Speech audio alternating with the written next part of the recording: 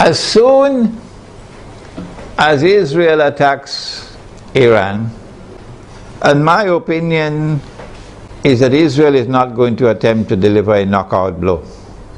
Israel will attack Iran in order to commence wars that she hopes will follow one after the other.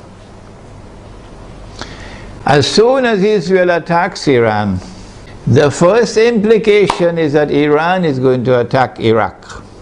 And Iran is strategically poised, advantageously poised, to attack the United States in Iraq. As soon as Iran is attacked, Shias around the world are going to respond with solidarity with Iran. And that includes the majority population of Iraq, which is Shia. What about the Sunni in Iraq? The Sunnis are waging a war against the United States. They want to get the United States out of Iraq. And if Iran attacks Iraq, the Sunnis are going to also intensify their attacks on the United States. And so the United States is going to be in a no-win situation in Iraq.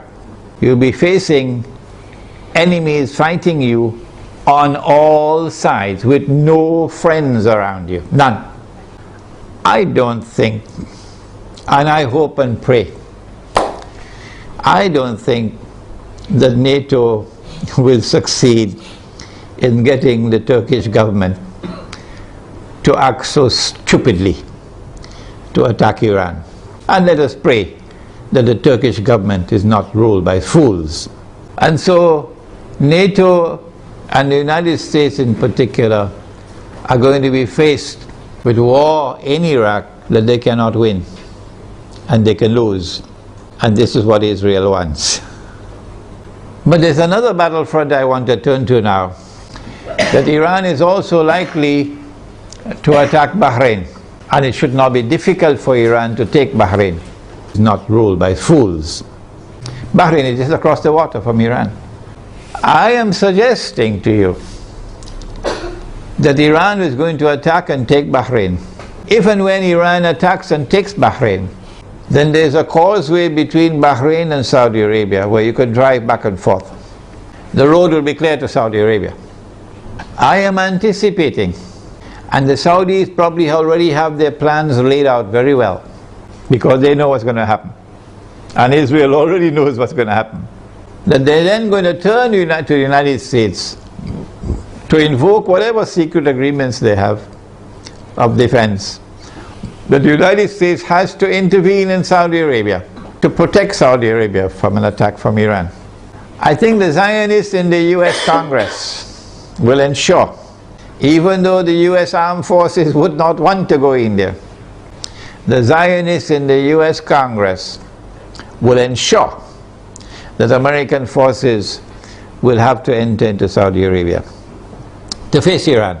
I'm also suspecting that they might do the same thing with Pakistan, to force the Pakistani political leadership and military leadership to follow some secret agreement they probably already have, to bring Pakistani troops into Saudi Arabia to face Iran. If that happens, number one consequence will be the United States will be facing two fronts where they're going to lose the war. The first front will be Iraq, and the second front will be Saudi Arabia. And Pakistan will be facing defeat in Saudi Arabia and civil war in Pakistan. In order to save the United States from defeat, Israel will have to intervene. And so history will repeat itself for those who have been reading Jerusalem in the Quran. In order for the passage from Pax Britannica to Pax Americana to take place, you remember? The First World War had to take place. And in the First World War, the Germans brought in their submarines.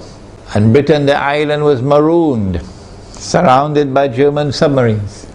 And Britain would have lost the war. And at that critical moment, the Zionists then brought the United States into the war, despite the efforts of men like Henry Ford. And when the United States entered into the war, then Britain was saved from defeat. But the consequence of that was that Britain was no longer the ruling state in the world. And the transfer of power from Britain to the United States was well underway as a consequence of that First World War. So I am suggesting to you that the planning that is now taking place is a repeat of what happened then. That they're setting a trap for the United States, so that the United States is going to be led to a situation where it's going to be facing defeat in Iraq and in Saudi Arabia. These are my opinions, you don't have to accept them. And only one power in that region could intervene to save the United States from defeat, and that is Israel. And that would be the bell being rung. That this is the passage of power now from Pax Americana to Pax Judaica.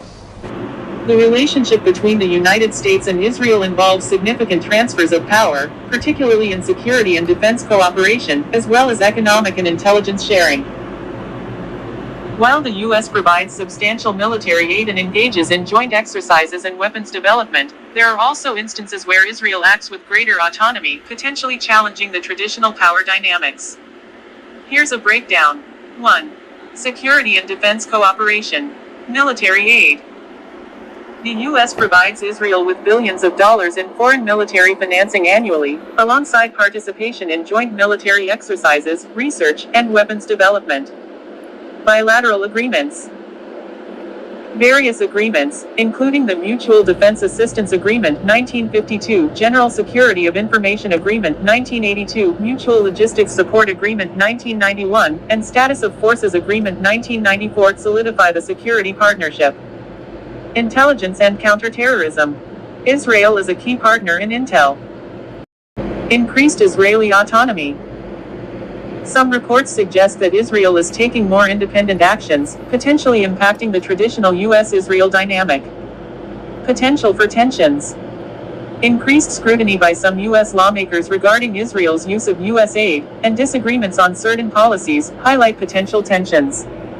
Regional influence.